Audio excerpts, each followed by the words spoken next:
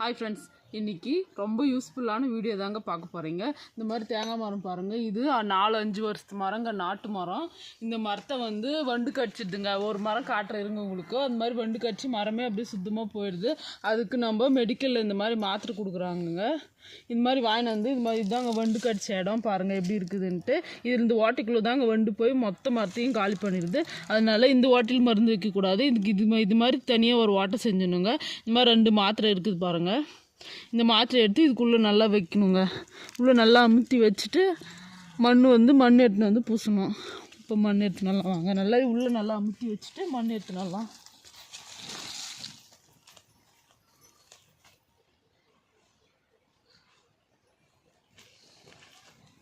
இந்த மாதிரி நல்லா கொலனுக்கிற மண் எடுத்துக்கோங்க.